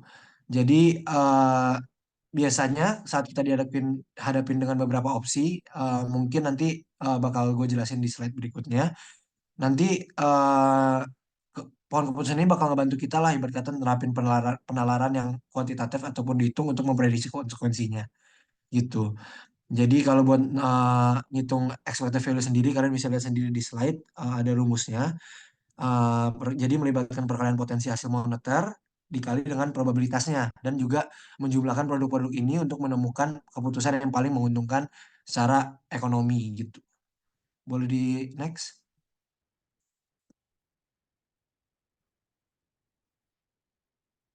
Boleh di oke. Jadi ini salah satu contohnya, guys, salah satu contoh pohon keputusan. Kalian bisa lihat di share screen-nya Juni. Jadi ini adalah anggap aja ada satu orang yang pengen ngambil sebuah keputusan investasi antara uh, dia bisa beli apartemen building, dia bisa beli office building ataupun warehouse gitu, pabrik. Jadi setiap pilihan ini diikuti oleh dua kemungkinan skenario ekonomi yang kayak kalian bisa lihat. Pertama, kondisi ekonomi yang baik atau good economic condition, ataupun kondisi ekonomi buruk dengan probabilitas masing-masing sebesar 0,6 sama 0,4 gitu. Jadi di sini cara ngerjainnya ataupun ngejelasin dulu nanti mostly kalian bakal dikasih soal, habis itu kalian suruh bikin decision tree ini. Cuman di sini kalian udah dibuatin nih gitu. Jadi pertama, kalian bikin dulu node satu. Kalian bikin node satu dulu yang angka satu di sana, itu tuh node keputusan. Jadi titik awal pohon keputusan di sini, investor ataupun orang dalam soal tersebut harus memutuskan jenis properti yang ingin dibeli. Either itu apartemen, gedung kantor ataupun gudang. Di node kedua, kalian bikin nih bulat-bulat kan tadi di slide sebelumnya ada kan itu decision node. Kayak kalian harus milih nanti decision yang diambil. Node duanya kalian bikin per kemungkinan investasi gitu. Roda 2 apartemen, roda 3 itu office building atau gedung kantor, roda 4 itu warehouse ataupun gudang. Kalian hitung masing-masing sesuai dengan economic conditions-nya gitu. Mungkin di sini gue bisa ini nggak ya, bisa annotate nggak ya? Bisa nih. Oke, jadi kalian tulis di sini good economic condition-nya berapa katanya 0,6, terus poor economic condition-nya berapa 0,4 kan. Terus masing-masing expected value-nya. Jadi di soal kan tadi udah ditulis, mungkin nanti di soal bakal ditulis. Jadi kalau di sini itu bakal dijelaskan kalau kondisi ekonomi baik, keuntungan yang diharapkan dari pembelian apartemen tuh 50.000 dolar. Sedangkan kalau misalnya ekonomi buruk ya 30.000 dolar gitu. Nah, ini 30.000 dolar. Nah, kalian list dulu semuanya, nanti di soal bakal ditulis. Jadi ini kalian nggak ada soalnya ya, kebetulan nanti soalnya bakal gue kasih di slide selanjutnya. Cuman intinya nanti kalian kalau buat decision tree itu kira-kira kayak gini. Jadi kalian bikin terus keputusan akhirnya berapa, lalu kalian hitung expected value-nya buat masing-masing node, dan kalian untuk memilih keputusan investasi terbaik, kalian itu ambil yang nilainya terbesar. Nah, di sini itu kebetulan nilai terbesarnya di yang office building sebesar 44.000. Cara ngitungnya gimana? Cara ngitungnya simple banget, nggak kayak yang materi-materi sebelumnya mungkin yang agak sulit. Ini simple banget, kalian tinggal probability of good economic condition-nya 0,6 tadi kan dikali payoff yang kira-kira associated with that probability gitu 50.000 ditambah dengan 0,4 kalau misalnya buruk pun itu kayak gimana dan hasil yang bisa dikeluarkan kalau buruk tuh kayak gimana buat masing-masing. Kalian tambahin dapat 42.000 di apartemen building, dapat office building itu 44.000 dan yang paling buruk itu di warehouse. Sekiranya investasi buruk di warehouse gitu 22.000 doang. Gitu guys. Jadi kita ngambil yang 44.000 ataupun office building. Oke, boleh di next. Sorry. Ini cara hapusnya gini mana ya? Oke, jadi ini soal UTS-nya. Jadi karena kemungkinan besar nanti kalian bakal dapat soal decision tree ini di UTS. Jadi berdasarkan yang gue tahu sih setiap tahun tuh pasti muncul soal decision tree. Dan ini adalah soal yang harus kalian fokusin buat belajar karena bisa ngambil inilah apa namanya nilai lumayan tinggi di sini karena nggak gitu susah kan. Tinggal bikin decision tree habis itu nentuin investasi yang terbaik kayak gimana. Oke, jadi ini soalnya satu aja kalau buat decision tree contohnya. Jadi di sini ada seseorang nih yang memiliki kesempatan untuk investasiin uang di dua doang kalau di sini, di obligasi ataupun di saham pilihannya. Kalian bisa baca soal sendiri di sini. Jadi kalau misalnya seseorang itu nginvestasiin uangnya dalam obligasi, tingkat bunganya tetap 7,5%. Kalau di saham agresif, lu suruh bayar dividen sebesar 1%. Nah, cara mudahnya sebenarnya untuk menyelesaikan soal kayak gini, itu gampang guys. Jadi kalian itu bagi per ini dulu. Bentar, gua notate lagi ya. Kalian bagi per, sorry, bentar. Nah, kalian bagi per kondisi ekonomi yang mungkin terjadi gitu. Nah, di sini kan ada 3 kondisi ekonomi yang mungkin terjadi ya di soalnya ya. Kalian bisa lihat di sini ada 3, yaitu apa? Eh, satu inflasi, kan? Satu inflasi. Jadi ada 10% kemungkinan ada sorry ada 3 kondisi ekonomi yang mungkin terjadi dan dampaknya pada investasi gitu. Kalian bagi dulu, kalian itu cari dulu 3 kondisi ekonomi yang mungkin terjadi dalam soal ini. Satu inflasi, dua itu resesi, dan yang ketiga ekonomi tidak berubah ataupun kondisi normal. Kalian bisa tahu dari mana kemungkinannya? Kemungkinannya kalian bisa baca dari soal. Jika terjadi inflasi, tingkat bunga akan naik menjadi 8%. Dalam hal ini obligasi akan turun 10%. Jadi kalau inflasi kalian catat, kalau inflasi ini obligasi itu bakal turun 10% dan saham akan turun 20%, sedangkan tingkat bunga naik 8%. Jadi kalian list dulu aja gitu. Inflasi, satu inflasi, berapa persen kemungkinannya, dua resesi, tiga kondisi ekonomi normal, dan kalian list lagi gitu. Jadi masing-masing kondisinya. Kalau di resesi kan suku bunga akan turunnya menjadi 6%, ya kan? Dalam hal ini nilai pokok obligasi naik 5%, nilai saham naik 20%. Jadi ini kita lumayan oke lah ya kalau resesi suku bunga itu turun 6%, terus nilai obligasi dan sahamnya naik 20%. Cuman belum tentu kalau misalnya resesi terjadi pun walaupun kelihatannya bagus nilai saham naik, obligasi naik, belum tentu itu adalah state investasi yang terbaik gitu. Kalian harus lihat dan harus ya ngitungnya pakai pohon keputusan ataupun decision tree gitu. Oke, lanjut ke nilai ekonomi tidak berubah. Nilai saham bakal naik 8%. Iya, jadi kalau ekonomi tidak berubah, nilai saham akan 8% dan nilai pokok obligasi akan sama. Nah, kalian tahu dari mana kemungkinan terjadinya inflasi ini, resesi ini, ataupun ekonomi tidak berubah? Kalian lihat dari soal ini kasih tahu. Jadi ekonomi itu memperkirakan inflasi bakal terjadi kemungkinan 10%, resesi 5%. Nah, gimana cara ngitung ekonomi tidak berubah? Jadi kan ini itu satu argumen ya, satu kalimat frasa yang tidak terpisahkan gitu. Ekonom memperkirakan 10% inflasi, 5% resesi, berarti kan 15%. Sisanya adalah ekonomi tidak berubah. Jadi kalian bisa tulis kalau kondisi ekonomi normal itu kemungkinan 85%. Gitu. Boleh di next? Oke, hapus dulu. Nah, ini tuh adalah pohon keputusannya, guys. Pohon decision tree-nya. Jadi, kalian bagi dua. Jadi kan ada 2 kemungkinan investasi. Kayak yang decision tree sebelumnya ada 3 kemungkinan investasi. Apartemen, office building, ataupun warehouse. Kalau ini kan cuma ada 2. Satu saham, 2 obligasi. Nah, kalian bikin aja. Jadi yang pasti note-nya itu ada 2. Satu ke saham, satu ke obligasi. Habis itu ada 3 kemungkinan kondisi ekonomi, yaitu normal, resesi, dan inflasi. Kalian bagi lagi ke masing-masing kemungkinan investasi kalian. Satu saham, 2 obligasi kan. Nah, masing-masing kalian bagi lagi. Cara ngitungnya gimana? Cara ngitungnya juga simple. Jadi dari list yang kalian tadi udah buat, kalian kan tadi udah buat list tuh yang gue kasih tahu caranya 3 kemungkinan atau 3 kondisi ekonomi, satu inflasi, 2 resesi, dan kondisi ekonomi normal. Nah, ini cara ngitungnya adalah, jadi kalian hitung dulu per apa namanya, per ini ya, per kemungkinan investasi. Jadi kalian hitung dulu sahamnya per kondisi, satu normal, dua resesi, tiga inflasi. Cara ngitung normal gimana? 0,5 ini dapat dari mana? 0,5 ini dapat dari kemungkinan eh, kondisi ekonomi normal, yaitu 85%. Kalian tulis di sini 0,85 per plus 8%. Jadi nilai saham kan akan naik. Kalau misalnya kondisi normal, nilai saham akan naik 8%. Nah, kalian tulis di sini 8%. Terus kalian hitung. Rumusnya adalah EV yang tadi di penjelasan pertama. 1 plus 1% saham ini dikali 1,1 ditambah kemungkinan 8% dikali 0,85 kondisi normal. Jadi dapatnya sekian. Terus resesi juga sama. eh, di resesi kan tadi kemungkinannya ditulis 0,05. Kenapa? Karena 5%. 0,8585%.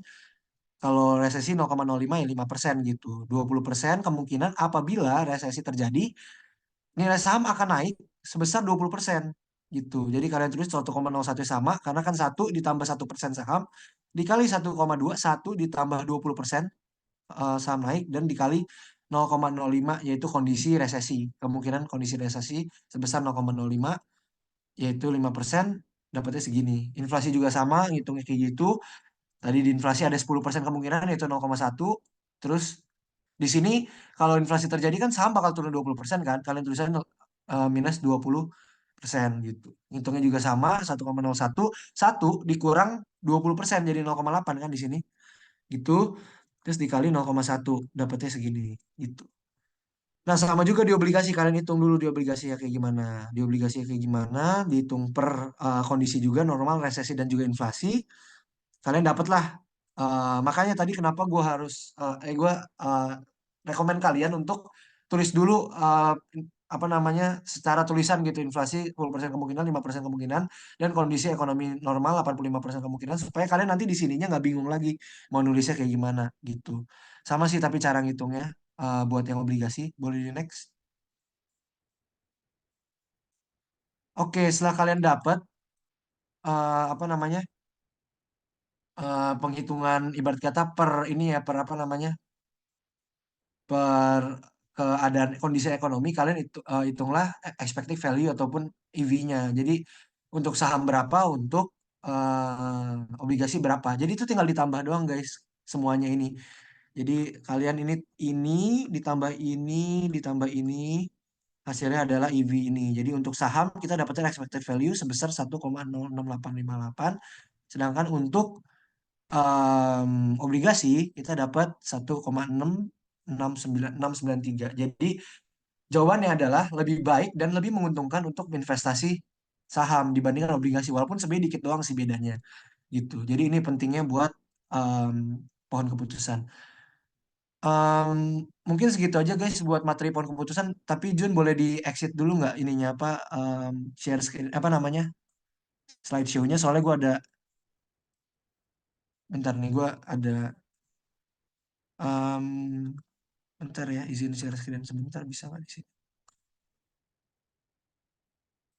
Oh, nah kalian bisa lihat di sini guys. Jadi mungkin kalau kalian tadi bingung maksud gue apa, maksud gue tuh kalian tuh setiap kali dapat soal pohon keputusan tulis dulu aja kayak gini. Jadi em, per kondisi kalian tulis dulu inflasi kemungkinan berapa, resesi berapa, kondisi normal berapa, dan setelah itu kalian elaborate lagi gitu. Obligasi berapa kalau misalnya inflasi, kalau saham inflasi kalau inflasi terjadi saham akan turun berapa persen atau naik berapa persen, kalau obligasi akan naik berapa persen ataupun turun berapa persen per kemungkinan kondisi terjadi ekonomi gitu. Jadi caranya gitu sih guys paling. Oke, diserahkan balik ke Juni. Sekian sih materinya guys. Thank you. Oke, thank you banget guys untuk yang udah ngebantu Anu juga maparin materi. Oke, mungkin karena ini juga tadi kebetulan penjelasannya lumayan lama, jadi kayak minta maaf banget guys, kayak lama penjelasannya, tapi harapannya ngerti. Mungkin kalau misalnya sebelum nutup, kalau misalnya ada yang mau nanya, boleh banget guys. Tapi mungkin keep it brief juga karena kalian juga ada jadwal setelah ini. Kalau ada yang mau nanya, feel free to raise hand atau gimana aja.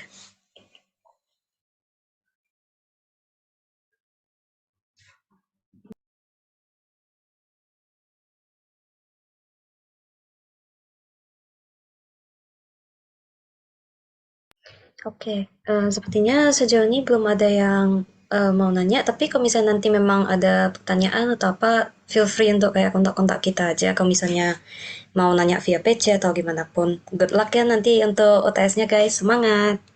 Mungkin sekian dulu dari Sams, kita balikin ke Akro.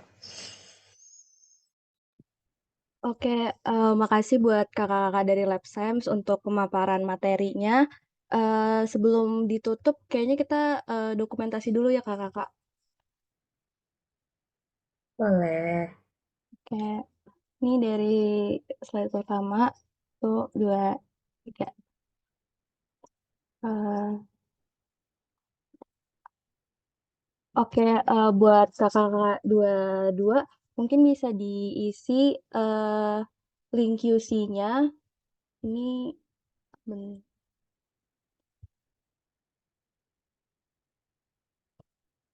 yang udah di-share di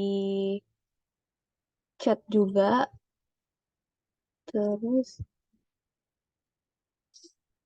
bisa juga dari scan di sini.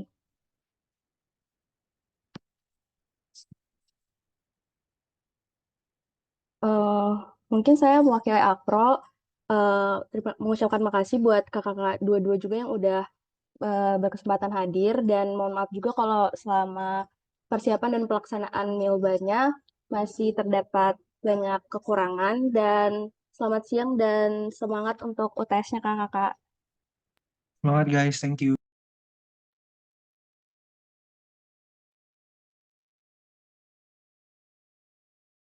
Betul banget guys. Makasih Kak.